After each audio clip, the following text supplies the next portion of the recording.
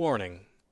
Elements of real-world religion are used in this podcast to serve the purposes of a work of fiction. They are to drive the drama forward and are not intended to be taken as a statement of opinion by the players. Thank you for listening. And so that's where we open the session, as the burning remnants of Fort Windsor are silhouetting you, and you stand out in front of the main gates with Luisa de Vega, who still has the cannonade and a couple of Union, or I keep saying Union, it's federal attendees. Jesus. With a still warm cannon, which they are covering now because the rain is still falling. Yeah. And they don't want to get cold rain on a hot cannon and crack the barrel. Yeah. And you were standing now, you can hear the crackle, crackle, crackle of the fort. It's a bunch of pitch holding this thing together, so it goes up like a Roman candle even in the rain. And you now have decided that you want to make your way back up to Redstone and pursue Celestino Andreas. There were a few things I want to tie up, though. Okay. I wanted to give the egg to Maritari's tribe. Yep. I thought you'd already done that. I mean, if you want to do it that way, where I did it somehow... I'm comfortable retconning it. In between story things, that's cool. So that's done. Cool. And, yeah. I already told you the rest that I'm going to do. Mm-hmm. Right now is not the time to do it. So okay. No problem. Sounds good. So, Luisa de Vega, upon hearing your discussions and deciding to go to Redstone, is more than happy to offer wagon space to you. And at this point, we don't need the spooky music. We can go to something a little more upbeat. I thought that was cool. It was good burning fort. Right, well now you're leaving the burning fort behind you. Oh, okay.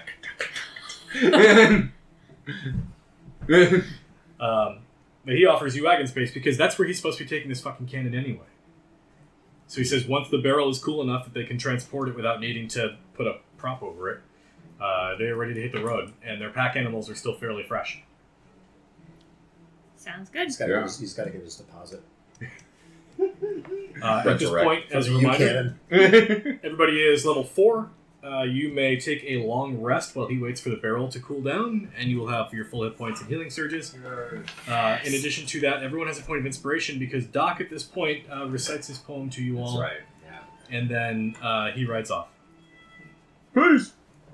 He needs some time to realize that the supernatural is real and things have gotten really fucked up in his life. Yep. Totally threw him off his game. He thought he was so smart. Those were his exact words. Yeah. I'm so smart. This is exactly what I said. Look at me, I'm Doc, I have a horse. It says I choose you, and there's a picture of a train.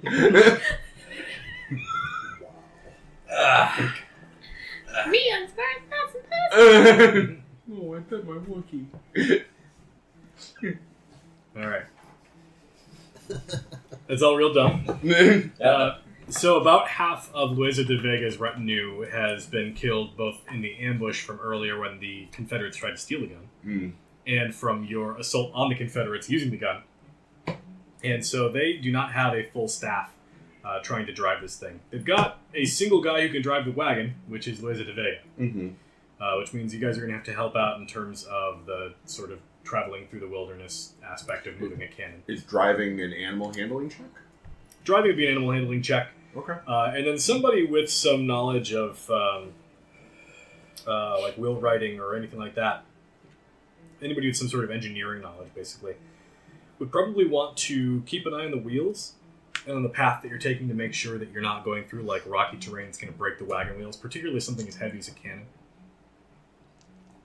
I got none of that. But I'll help out taking shifts with the animal handling checks. Okay, so that sounds like we have one job filled. One of each.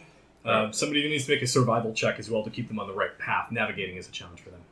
If anybody has proficiency in land vehicles, that would also be appropriate. Didn't know that was the thing you have proficiency in. Yeah, Oh, yeah. soldiers get it. Soldiers get it. Oh, nice. So be a soldier and go. I am not. Damn. Yeah. Plus, you already have a job. Yes, I do. So yeah, that's what we're going to need. We're going to need somebody to do survival for navigation. We need somebody who's going to make some type of an engineering-related roll for the wagon. The skill used will determine the DC. And that means that there's somebody left to perform a perception check to prevent you from being further ambushed. Who wants to volunteer damn. for which jobs? We're all pretty useless. Yeah. Where's Doc when you need him? Yeah, we can set some. Doc has all of those skills. Wait, one more thing, Doc. Wait, get back here. I think he literally does have every single one of those It's your skills. kid, Marty. Does setting the wagon on fire help? 'Cause that's really all we're good at. Hey, killing. I've got an okay wisdom score. I guess I'll handle one of those wisdom thingies.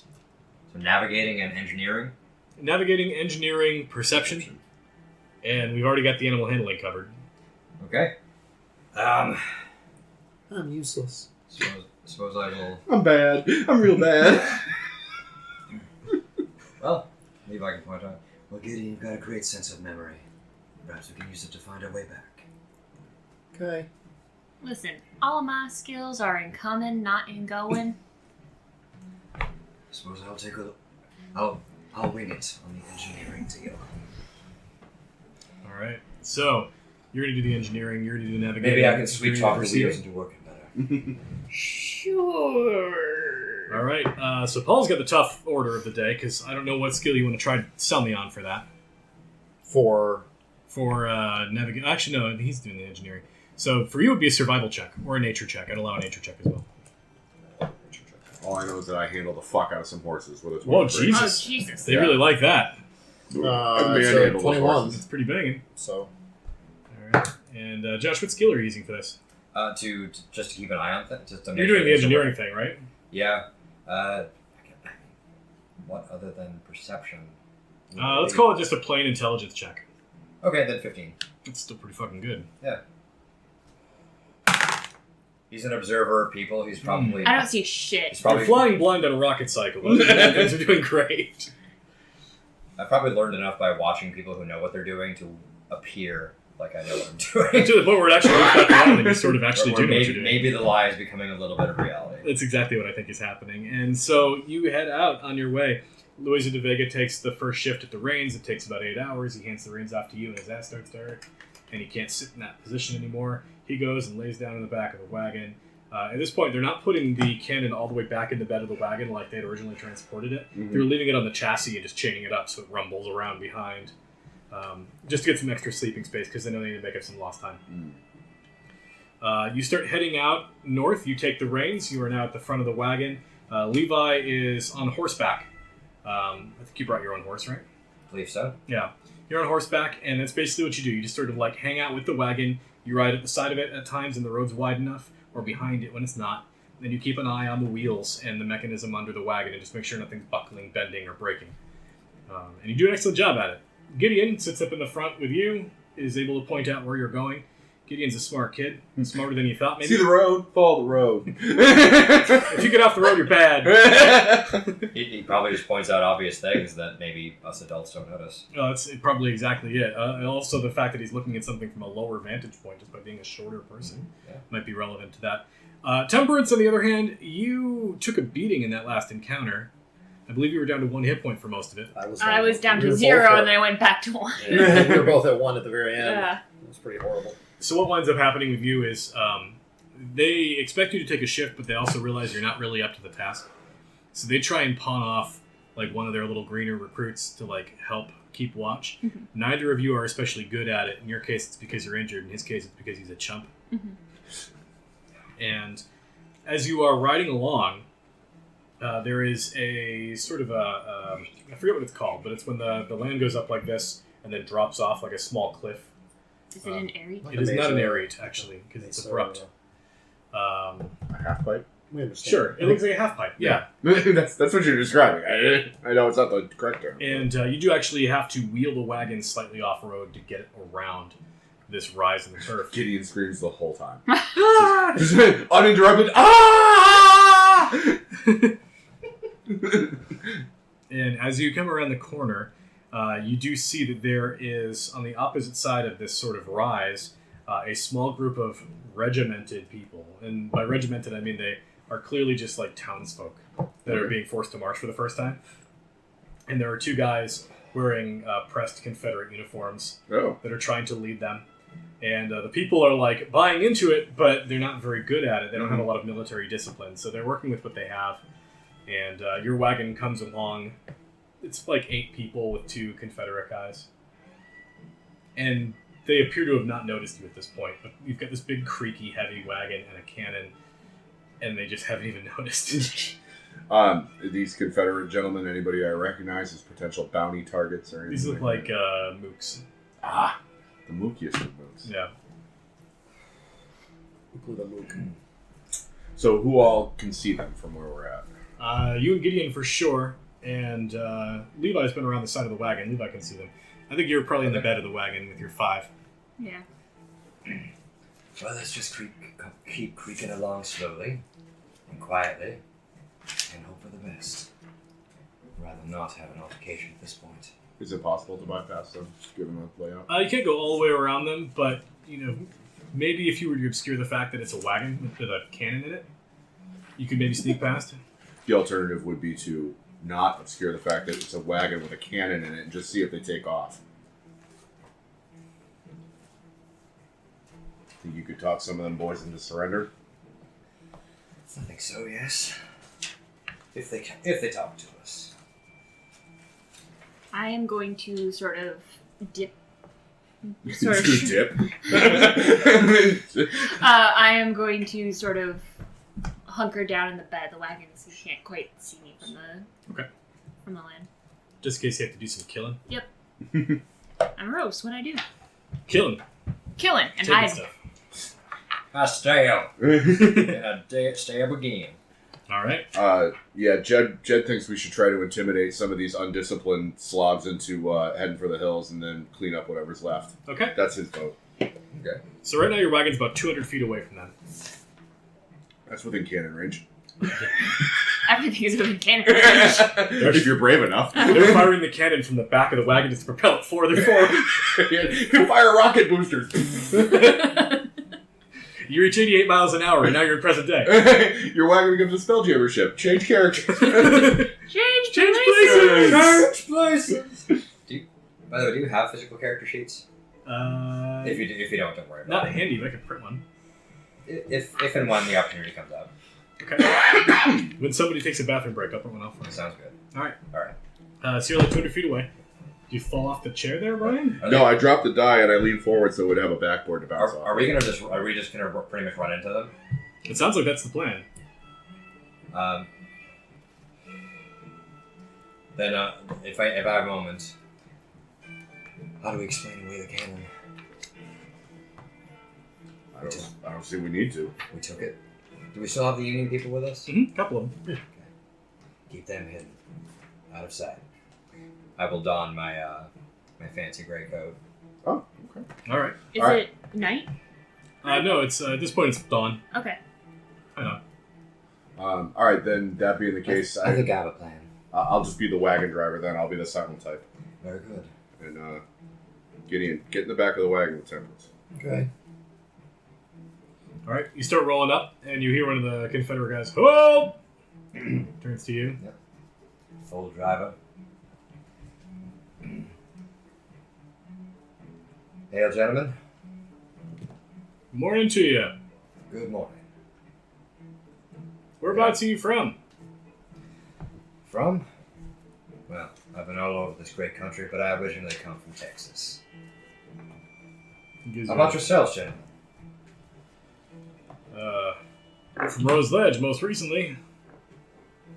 How goes things? How goes the struggle? Not well.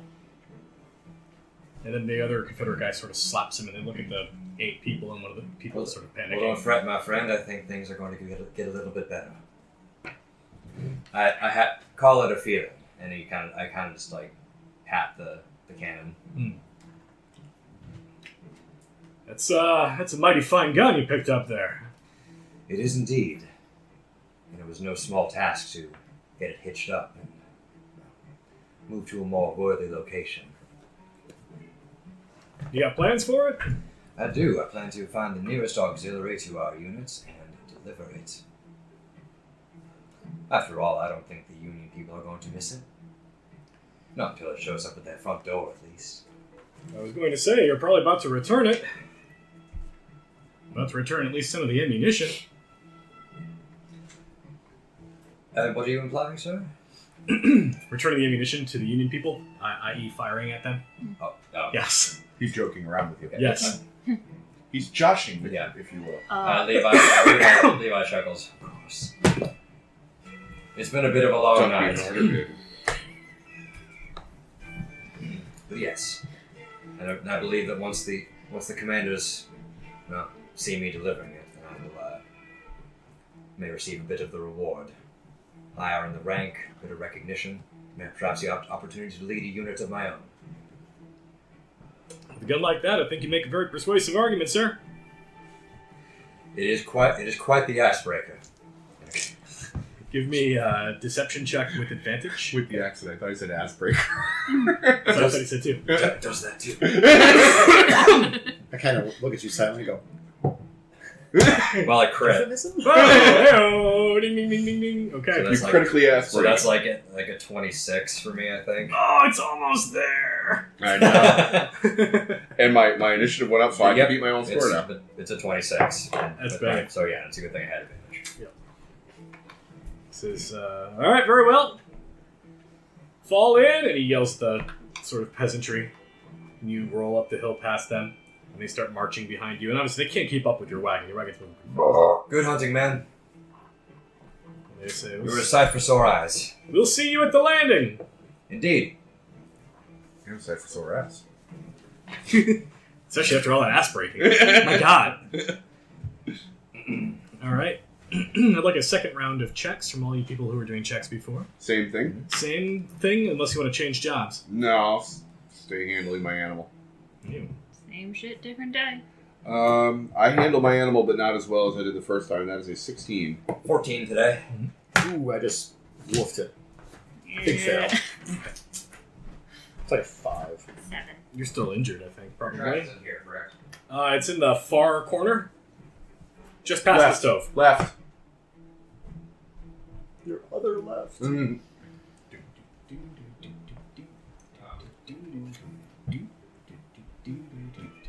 That's classy. It is. All right. So Gideon, you have a little trouble navigating on this day because you're not following proper roads. You've been following like horse paths and things like that. And at one point, it does divert into multiple paths and then divert again. And it starts to become kind of difficult to tell if you're even heading in the right Gosh direction. damn redevelopment. I just don't know what they're doing anymore. Over some time, you start to feel like you're getting back, at least going in the right direction again. But you haven't rediscovered the primary path that you were on originally. So you're not really sure exactly whereabouts you are. You get turned around a little bit, but you're at least fairly confident you're going in the right direction. And that's when you see that there is a fairly substantial, like sinkhole-looking thing going on in the ground, and someone has erected a small wooden bridge that goes over the sinkhole. And it's small enough that like getting the wagon onto and over the bridge might be a bit of a challenge. It's wide enough, but you've got to drive it pretty damn accurately to get it to go in a straight line across this bridge. And the bridge is probably like maybe 15 feet long. How deep is this hole? From what you can see, it's at least 4 or 5 feet deep, but you're not right on top of it yet, so it's hard to tell. Someone won't take damage from falling there, but if the wagon falls in there, we're pretty much poor. You would take D6 of damage for falling, at least. Plus, cannons weigh a lot. Mhm. They do. They do. So don't catch it with your groin. Yeah. Is this ostensibly at least our only way forward? You could also try to get the wagon out, like, and around through some of the trees and stuff, but that's getting into some pretty treacherous ground. And you have doubts about the sturdiness of your wagon wheels if you attempt that route.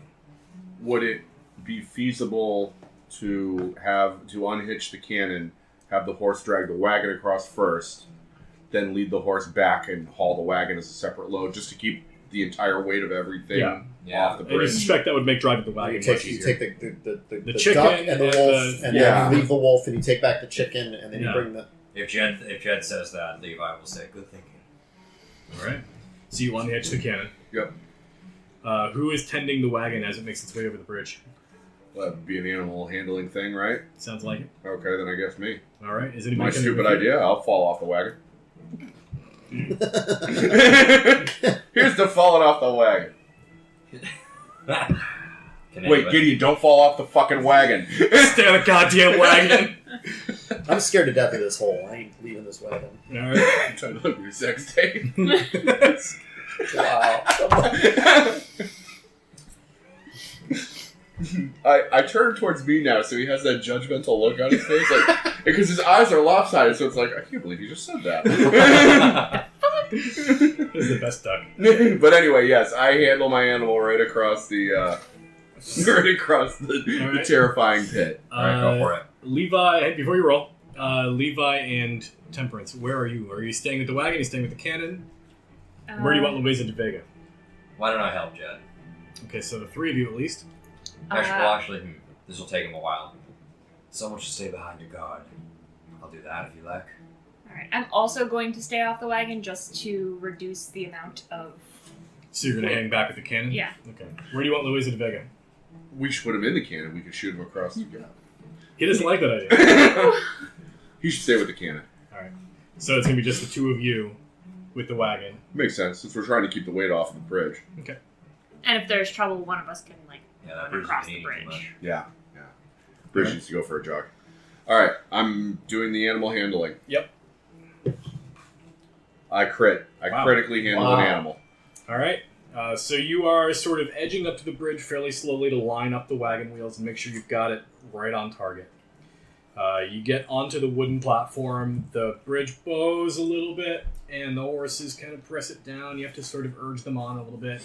And now that you're right up on top of this hole, it appears to be a hole that is sloped, and at its deepest point, which is the point closest to your cannon side, it is maybe 16 or 17 feet deep. Oh, wow. And it slopes up to maybe 5 feet deep on the opposite side. And you do see that there's like some lumps of debris and stuff down there. It smells pretty bad, like animals have been probably using this to shit in for a while. And you get Smells about like Chunks Duster on a Friday night. you get about halfway across the bridge, and all of a sudden you see a couple like large green things, like sausage shapes, grappa onto the bridge, and the bridge gets forcibly lifted about 4 feet higher from that side. And you're now tilted backwards, and the horses are having trouble keeping the wagon where it's at. I scream like a little girl. And you hear, Are you paying toll? Oh. Nine kicks. No. Then we see this happen, right? Yeah, you see the bridge go up. From where you guys are with the cannon, you know you're probably 25, 30 feet away. And you see the whole bridge go up, and you see the horses panic, and the wagon sort of tilt a little bit on the bridge. What on earth is going on? I'm urging the horses forward. Hey, come back. You're going to pay me. What price do you demand, whoever you are? I'm hungry. You're hungry? Yeah. How big is your hunger? We got some very fine horses. Is that Mr. Slim Jim? Now, is my horse tethered to one of the? It's not pulling. You've been the wagon. freely riding your own horse. They've got two horses pulling this wagon Okay. that are the federal guys' horses, and you've got your own horses with you. Well, to get us all across, why don't you take mine? Seems fair. Excellent. Pleasure doing business with you, sir. If you would let them across, I will bring mine right over for you to devour. Are you lying to him? No. Okay. Wow. Ooh. All right. Yeah. He lowers the bridge down. Fuck You that were able horse. to sturdy up the wagon. The wagon gets pulled across. The horses at this point are like terracing across the bridge. Yeah. As far away from this as they can. Yep. And up from the sinkhole, you see big knobbly fingers, and he pulls himself up, and it's this the 12-foot tall green humanoid figure with a long bulbous nose You see, this is why I'm not lying. Dick Cheney. and boils. But he's also wearing a big brown duster coat, face. which only comes down to about his waist. And he's got a gigantic cowboy hat. We're talking like a 4-foot wide hat. One of those novelty foam Yeah. ones. It looks like a 10-gallon hat that they give you when you go to like a Georgia Bulldogs game. It's like But this it's like big. more like a 30 or 40 gallon. It's like a 40-gallon It's a hat. bathtub. And he climbs out, and you can see that he actually also has pinned to the collar of his duster a gold chain that leads up to a monocle, and the monocle is like this big. And in front of his eye, which is about this big, it looks completely ridiculous. This is preposterous. He climbs out and he goes, okay. Well, aren't you a snappy dresser? Here you are. Thanks. And he pets the horse. Oh my god. And he starts leading the horse down towards the sinkhole. What may we call you, by the way? I am Levi. Gug. Gug. Well, thank you for granting us safe passage. We will be on our way. Safe travel. Thanks. Friendly folk around these parts. Okay, so I guess I'll have to share a horse with somebody. Jesus. Well, it sounds like you're sharing one with Gug right now. Hey, I'm hungry. Anybody want to split a horse? Get some horse poppers or... If I own a horse, will everyone eat the horse? Because I don't want to be the only one eating the horse. Yeah. I only get my horse boneless. Boneless How do you horse. ride a nuggets. boneless horse? Carefully. Not very fast. So, Thanks for giving up your horse like that. That was... Weird. it had to be done. Your wagon rolls away. And as you're rolling away, you actually do see there's a couple more, like, smaller but still gigantic of these green humanoids sort of peeking out from behind the trees. And when they see you right away, they over to the sinkhole. And then you can start to hear a loud neighing sound, and it stops very abruptly, and then some horrible, horrible feeding sounds. Yeah. But That now, is, now we gotta go back and get the cannon, though. We gotta go back over. Oh, they let you move with the camel. Okay. He's shy. He waits for you to leave before he devours a horse. Still Oh, conscious. That was horrible. He has an eating disorder. Doesn't eat in front of other people. You can. That, if you look at it a certain way, Gideon, that horse saved our lives. I suppose it could have been us. All right. Along the way, you are also crossing over a small river. This river actually looks somewhat familiar to you as you see a number of frog-like men hustling about on the shore, These Oh, guys these again. turds, yeah. constructing a small little wooden perch. They've got some reeds up, and they're like putting platforms on, and they don't appear to have like nails or adhesives, so they're lashing things together with vines. It looks like they basically built a raft, and they prop up the raft on the reeds, and it doesn't look very sturdy. Did I convince Gideon at one point that they eat kids? Mary Tower, he did. Sorry. Ah, that's right. That's right. Thanks, Mary. Thanks for the nightmare fuel, bitch. So, to have a bit of fun, Levi will just be like, we better hide Gideon. Yeah, I duck in the wagon. Pat you on the head. I Giddy. hate adults. They're terrible. Gideon, roll around that marinade and base yourself a little bit. We might have to make another trade. Get across. Now, Mr. Blackburn, you know he's perfectly sweet as he is. Levi is chuckling up a storm. Yeah, ever since coming back from the dead, his meat's a little tough. It's strange. Stringy. Tastes funky. It's like when beer goes skunky. Do these wugs take notice of us? They do. Yeah, there's actually one who is sort of, looks like maybe a foreman. He's kind of watching all these guys try to lash stuff up and pointing and stuff. Is he a fireman? No, he's just a foreman. It's like a 3.5 minute top. He's actually pretty short. But he turns around and he is carrying a spear with like a large serrated tip slashed together with vines at the end of the spear. I cast mage armor. Puts the hand up. We set it on fire. Alright, we stop. Hello. Anybody speak Aquan? I speak shotgun. Shit. Fresh out. What languages do y'all speak? Child. Nothing useful. You speak child babble. I'm not sure I ever like actually properly recorded it. I speak common, abyssal, and draconic. Yeah, I know that some people could speak like common Spanish and French, I think that's pretty much what which I is know. actually really, really helpful. But not Common in with bully words. Spanish, yeah, Yeah. but I don't speak Aqua, no. Yeah, you probably Enough. speak Spanish. That makes sense. Yeah. He gurgles, and he gestures frantically over at his old hut, points over at the little bridge crossing the river, gets real upset, taps the spear. What's the matter? Levi will affect a concerned expression. And gestures again over at the house. May I take a look? Can we insight to see what he's trying to convey? With a very high DC. Someone help me out here. I'm sitting right there. I'll try to help him out. Cool. So either a 16 or 4. Let's go with Because 16. Jed's help is the Yeah. 4. I think he's pointing at his house. Most astute, Jed. So helpful. Yeah, you don't get exactly what he's on about. You do get the feeling if you try to cross the bridge without doing something, that he will have his bullywugs throw spears at you. Okay. So Levi will step down and hands up. I'll just say, and he'll indicate again. Show me. He turns around and gurgles something to another one of the frog guys, and he runs down towards the lake bed, the riverbed, and he grabs something sort of dark in color from underneath some of the silt and sand at the edge of the riverbed, and he starts tugging.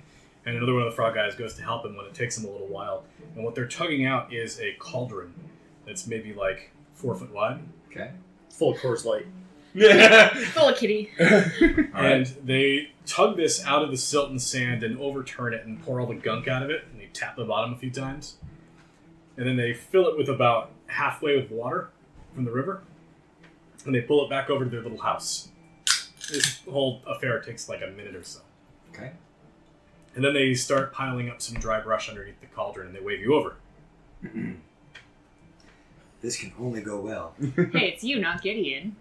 You I don't think need they want us kids. to start a fire, which is something we at least have experience in. Well said. Very well.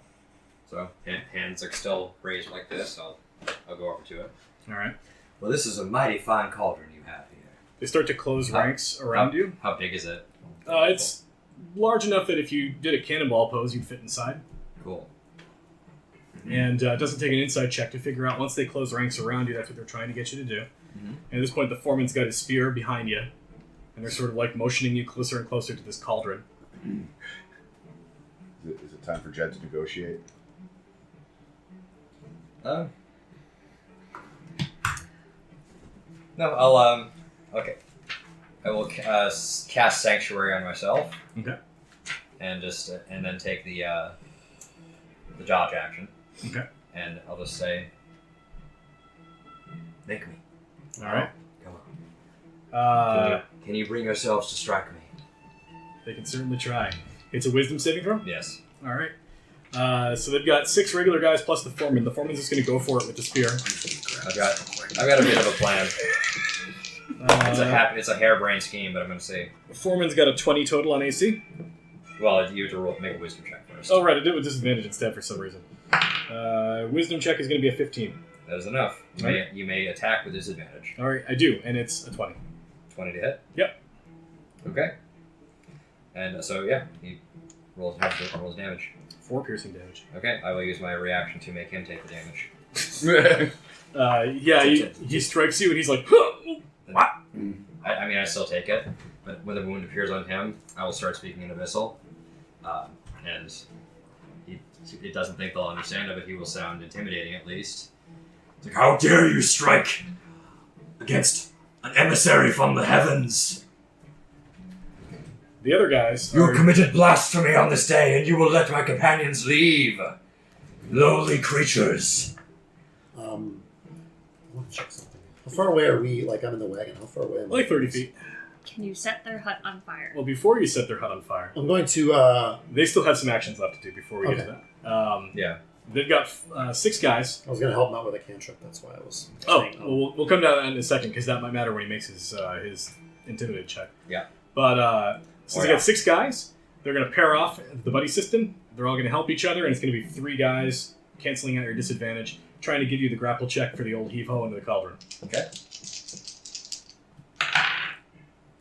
These 2 suck, but this one's a natty 18. Okay, so make a wisdom check. Oh, right, wisdom check. So you can use those if you want. Yeah, sure. So his heave-ho then is a 12. Okay, that is a miss. So yeah, they start putting grabby hands all over you, but they can't seem to get you up off the ground. Oh well, so they fail their wisdom check. One of them fails the wisdom, or 2 of them fail the wisdom check. One guy is able to swing. He gets a natural 8 on his die roll to swing. Okay. Then yeah, just in light of the guy taking a wound when he hits me, others not being able to bring themselves to attack, and the other one just missing entirely. Levi will try to use this opportunity to simply look imposing and just scare them off so we can... Hit you with that hot ketchup. Yeah, I don't know what I have to roll. I just, it's Guidance? It's just, I don't think it's anything. It's just an illusion. I'm going to create an illusion around him of like the ghostly image of a demon that's around his physical body. So it's like this red sort of like glowy kind That's of cool. thing right at that moment. All right, And, give me a check with advantage. I don't know. That's clear. what that You don't have does. to roll anything. Yeah, You just I give don't him roll anything advantage. for it. I crit. All right, Is yeah. that a 1 out of 20? Yeah. You got the old crit and shit. So it's total of 24. All right. Yeah, they step back when they realize this. The foreman puts down his spear. The 6 like disperse. They break and just run into the river and like sploosh into the water and peace out. Anybody who remains, I will tell them to bow. And the foreman's like, he just books it. He said enough of this shit. Good enough. The 6 guys go into the water. He books it the other way into the trees. All right. And I'll just back to my hands. Well, I'll first like stride all like confidently. Get out of here! One of the guys had a rope that he was using to lash up things onto the reeds, and it actually gets tangled up on his ankle as he goes to run away. And he gets into the water, and he tugs down the fucking structure, and the whole thing just tumbles down. The raft slides into the river and then starts floating down the river. Oh, awesome. And you get in your wagon and you head towards Redstone. And Luisa de Vega at this point is like, who are you people? This is weird. Yeah, it's a long story. Who's that again? He's the federal guy That's who's right. actually in charge of this cannon wagon. Okay. Levi will say, "Oh, just a few parlor tricks. I have a few handy diversions up my sleeve, and seems like you had a little. Somebody had a little trick of their own. Whoever that was, I appreciate it." All right. The wagon takes off, and at this point now you're getting pretty close to Hope's Landing. You're starting to recognize some landmarks. Notably, the Rocky fucking Mountains, which are pretty obvious from wherever you are. Rocky fucking I think that's Mountains. that's what the textbooks originally called it. Yeah, the good news is, in terms of like getting your actual bearings, it's relatively easy to be like, oh, we have to go north. There's the mountains, and we're gone. It's real easy. Which is probably how Gideon being, what, like you're 10, right? It floats around, I think. I might be- Yeah, 10-ish. He's like 10 or 12. Somewhere Somewhere young. in 10 or 12. Adolescent. Pre-ad. Preteen. Preteen. So he's, that's probably one of the reasons why he has so little trouble navigating you as you get closer and closer to Hope's Landing, and finally you start to see the actual town proper. And you also see that they have set up another one of these little, like, outside of the town boundaries camps for the Aaronites, which now you're starting to see all over the place in the west. Gross. And it's just like a little... Yeah, they're yucky. A little canvas tent. It's probably like 12 feet long, maybe 6 feet wide. Looks like maybe living quarters for a priest and maybe 2 or 3 attendants. And there's some sleeping bags and small like lean-tos and stuff over there. And that's what they've got going on outside. Those guys give me the creeps. Yeah, as godly folks go, they ain't right. I don't think they're even godly. They do get around. Like herpes. Mm. That's good. Is it this one? It's a sign of a good time. Herpes? Means you have fun. You can't even get herpes. I can't. No, he could choose to get it. Well, I mean, can't we all? It's a 50%. It's a 50-cent upcharge to get herpes. You know, you get a souvenir you get to take home It's with like, you. it's like guac. call It's like them extra bonus guac. bumps. Bonus bumps. Oh, God. Thank Here, you can have those. you. Speed bumps to make sure you don't ejaculate too quick. God. They're only 25 cents on Did you say Sundays. speed bumps or seed bumps? So, Yes. so in short, the Aaronites are finally here. They were Yeah. not here before, but now they're. They did not have a prominent presence at Hope's Landing. Now they do. God damn it. But you happen to find your way to Hope's Landing. Something else you find is you're rolling up into town.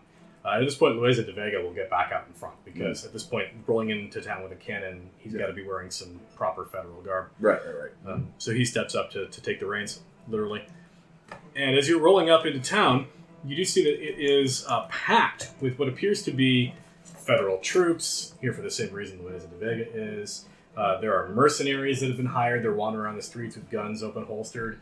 And a lot of like the regular milling about springtime traffic is not on the streets right now. Looks like it's not under martial law, like people are allowed to move around, but they're choosing not to right now. This place is densely packed with some armed badasses. And boy bands. And boy bands. NSYNC is here. So this is where we had the big fight. This is where we started. This is where we started. This is where we blew the place open with the cannon. No, No. that was Rose Ledge. That was uncanny. This is where your very, very, very first session began, and you were only This here is for where the an hour. brothel is. Yes, this is where my brothel is. This is And where the big crying angel statue creepy is. angel Yes. statue. Yeah, what is the Right. creepy angel doing? I got confused because with Redstone and Dave's game being started town. I think I would like an insight check in regards to the creepy angel. She had the really freaky smile last time we were here. I got it. Fuck! Some dice are later. She got a fuck. 20. 15. We need better dice. All right. You're 15. She is clearly smiling, almost like she's concealing a smile. Okay. And what you get is sort of like an over-eagerness. It's almost like the eustress kind of anxiety, where it looks like she's anticipating something, and she's smiling. Okay. And what was the lore of this statue? I don't remember. What's the whole backstory or whatever? When she is smiling, pilgrims will come and like leave coins and poems and like burn incense and stuff like that, thinking that she's going to bless them on their journey or while they're starting their new life in the West. When she's crying, they stay the fuck away from it. You don't ask her for boons when it's crying. Right now it's smiling, but kind of a gross smile. Yeah, the locals all think the statue's kind of weird and kind of gross, but it draws in a shitload of business, so they just kind of let it be. And nobody ever watches it move, but it changes frequently. Weird. I don't think I did this the first session, but I'll divine sense on that statue. You don't get a ping. It was worth a ping. Yeah, it's the statue itself, by the way, it's on a pedestal about 3.5 feet, 4 feet high. And the pedestal is just absolutely covered this time of year with all sorts of little buttons and emblems and tokens and poems and shit.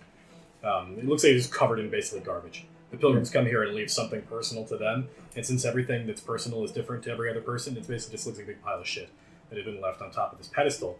And in the areas surrounding the pedestal, and there's like kids play games down at the base of the pedestal while their parents are fawning over the statue. The statue itself is another like 8.5 foot high on top of this thing, so it's by far the tallest thing in the center of town. It's actually taller than the height of some of the shorter barns and stuff on the outskirts. And the angel has wings, obviously, but the wings are drawn in close to the body, so it's not super expansive, it's not huge, but it is very tall and slender. And it possesses this sort of otherworldly appearance to it that makes you think that somebody knew what they were doing. I'll take my hat off to it. Hello, beautiful. Good to be back here. Now, I don't know about all of you, but I could certainly use a nice bed and a warm meal. I could use a nice meal and a warm bed. Use a warm temperature whiskey. So Hope's Landing is, at this point, booming. When you left it before, it was sort of early spring and everyone was gearing up. Since then, you've had adventures in the north and the south. At this point, it's like late spring, early summer, and that's when it really hits its stride, because that's when all the caravans coming over the springtime thaw Rocky Mountains are emerging from their long journeys. And so the place is densely packed with pilgrims and thrill seekers and settlers who are just trying to get the fuck out of the East Coast and finding their way over into the untamed West to start their new lives. And you see, it takes all types. You've got wagons, people who travel light because they understand how travel works. You've got people who are trying to bring everything with them from their homes and their lives on the other side of the mountain range. And so there's people that are trying to bring, like, pianos in wagons over the Rocky Mountains, or, like, china cabinets and stuff like that. It's fucking ridiculous. And a lot of these people have lost significant items from their past along the journey, not just expensive things, but, like, family members, pets, pack animals. Some of the wagons didn't make it all the way through. And it's a dangerous place, the Rocky Mountains, normally in real life. But in D&D Rocky Mountains, they also are infested with ice trolls and winter wolves and remoras and all sorts of other horrible shit. Some of which you may have heard of or even seen on your way here. But it's the reason you don't live out there. You don't make a home in the Rocky Mountains. It's fucking terrible. Closest thing that I have to the Rocky Mountains that's actually settled in this world is Denver. And Denver has a standing army of about 1,000 federal men whose sole job it is to like shoot manticores as they emerge from the Rocky Mountains. That's so cool. And so you arrive at Hope's Landing, and you have a chance to basically settle in. This is your hometown, effectively.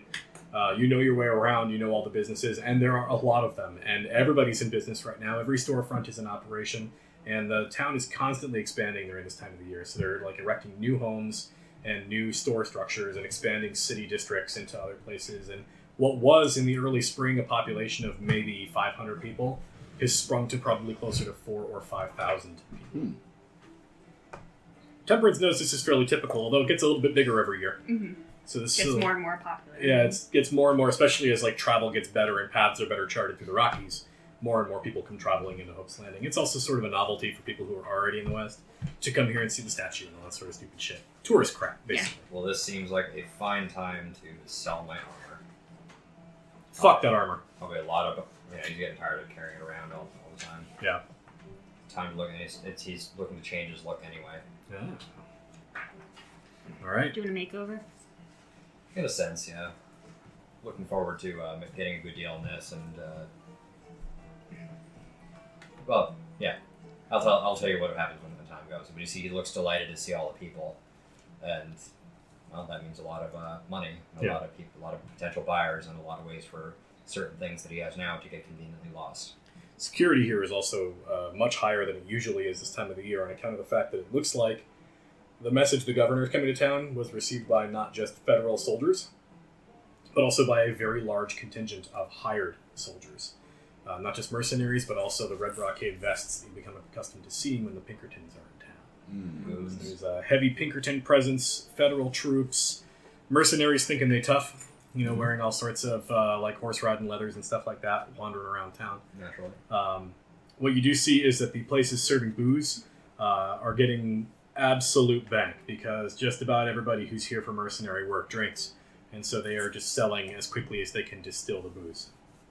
The other industries in town are doing well, but the booze industry is booming, and that is where you find yourselves currently. You have a chance to settle and get your wits. Luisa de Vega bids you farewell. He's got to check in with his superiors and drop off the cannon. I totally see your character like, I'm gonna miss you. You're like giving the cannon this like, let go of the cannon. Yeah. No. You walk up and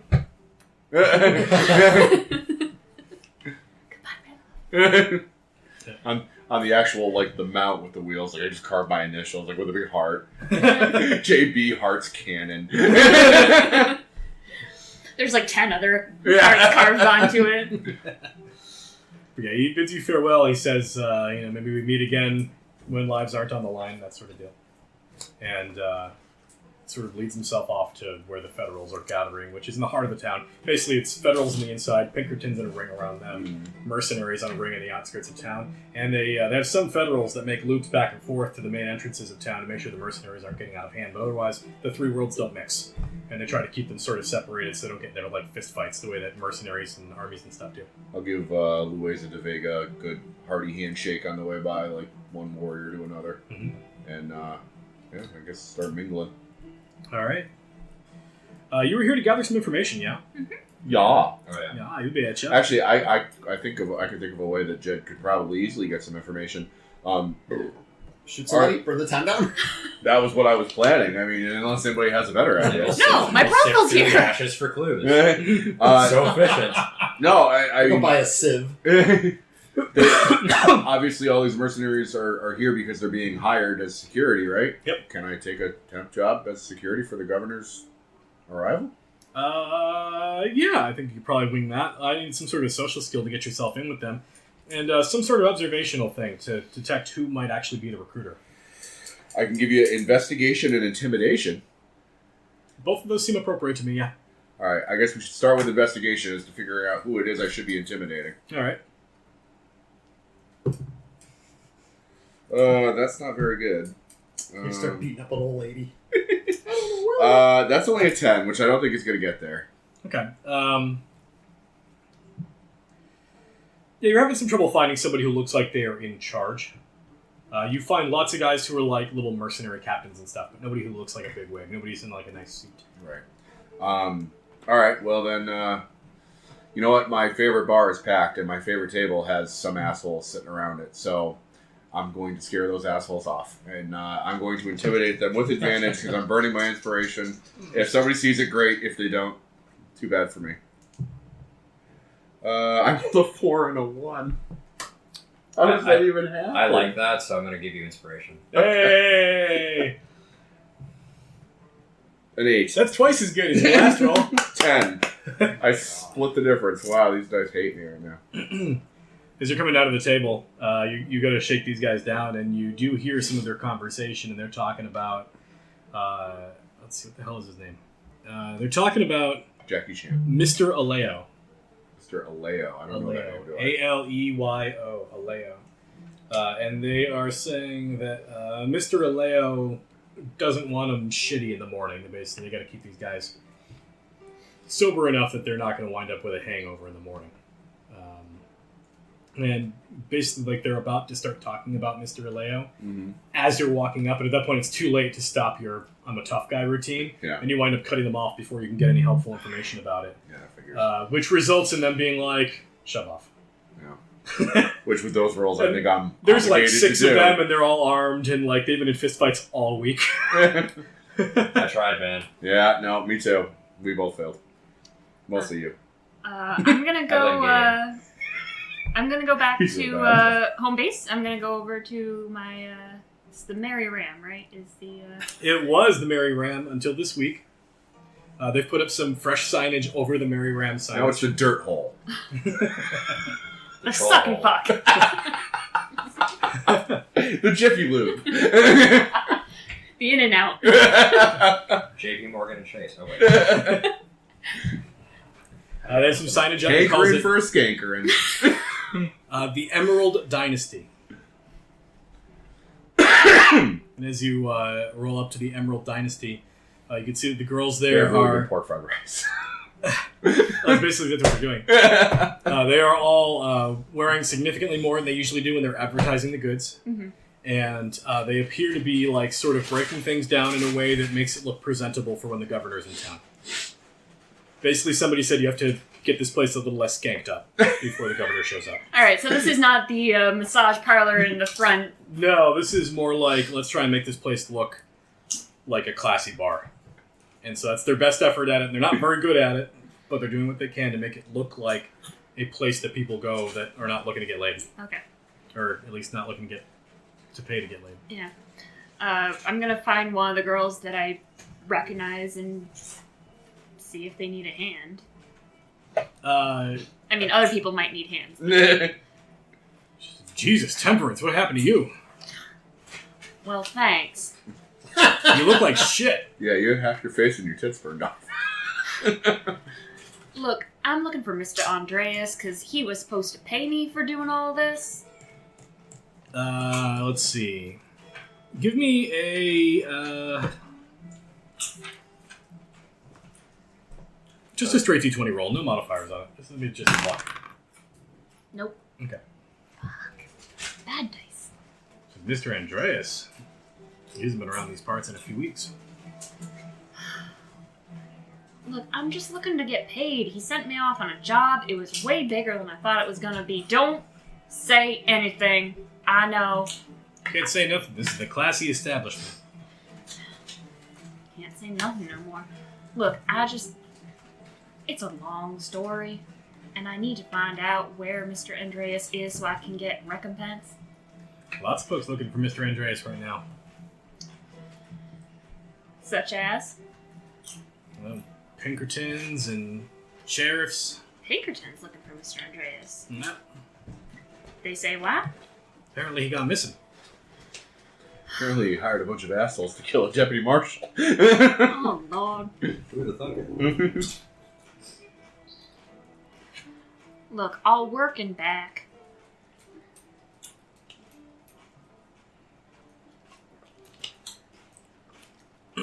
Yeah, she doesn't have anything like clever to add to that. Just sort of go work.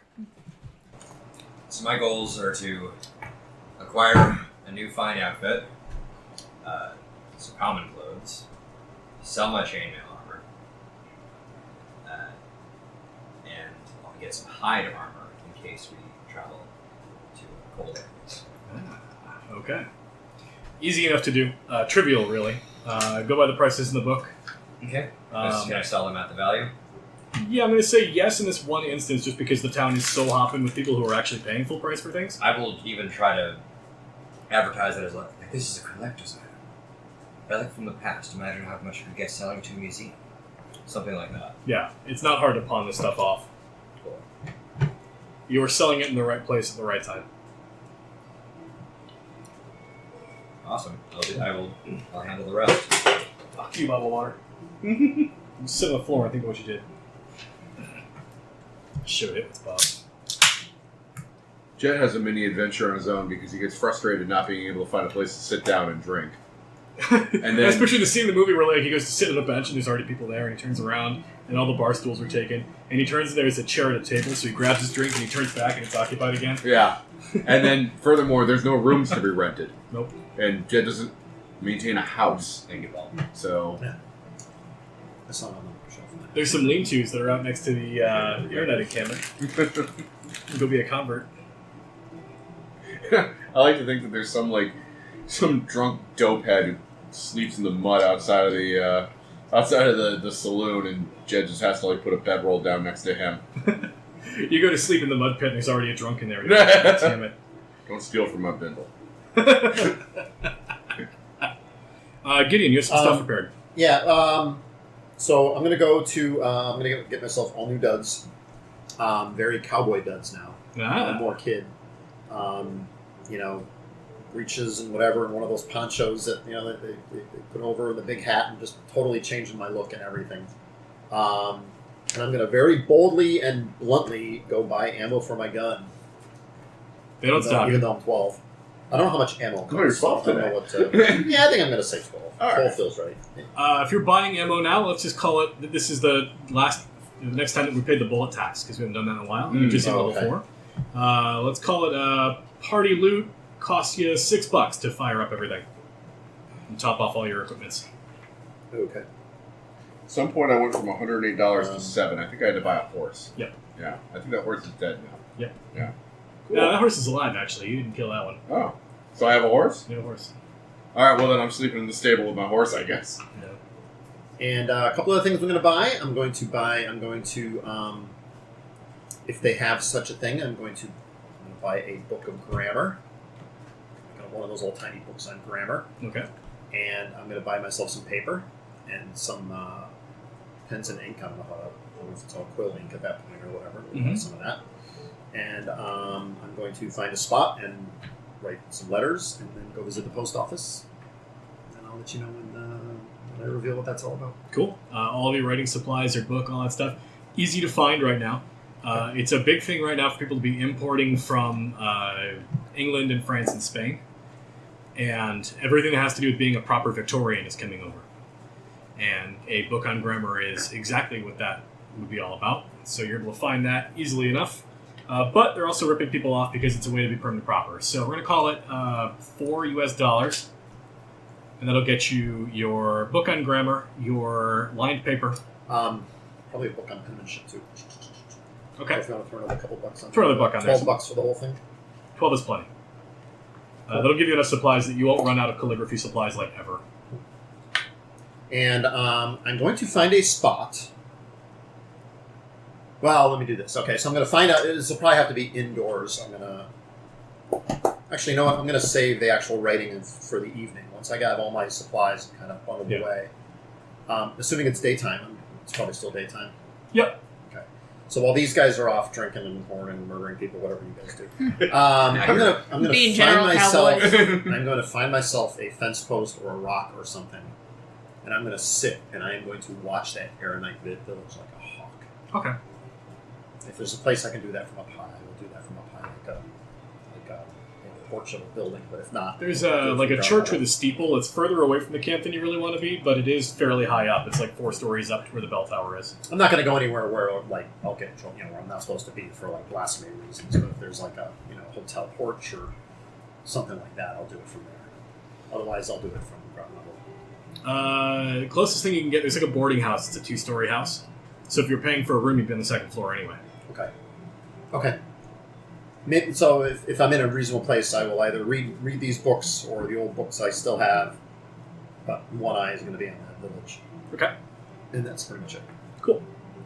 And then we got to what everybody's doing just to like unwind and become normal people again.